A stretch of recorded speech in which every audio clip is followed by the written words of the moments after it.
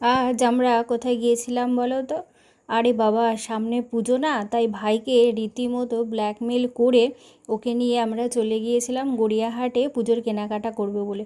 ওর মুখটা দেখে বুঝতেই পারছো ও খুব একটা খুশি নয়।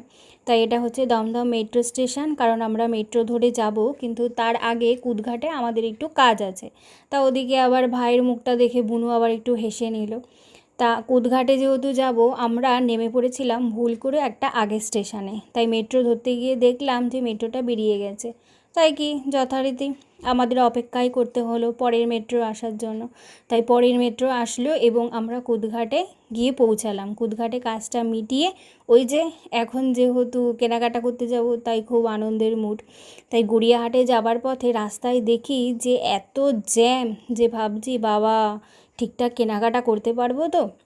ভাইকে এক সাইডে বসিয়ে রেখে দিয়ে আমি আর বুনু মিলে ঢুকে পড়েছি মার্কেটের মধ্যে। এত ভিড়, যে ভিড় ঠেলে কি কিনবো আর কি কিনবো না বুঝতে পারছি না। ওদিকে সেই ফাঁকে তো আমার বুনু একেবারে বিন্দাস কেনাকাটা করছে, ব্যাগপত্র সব দেখাদেখি করে নিল, কিছু কিনেও নিল।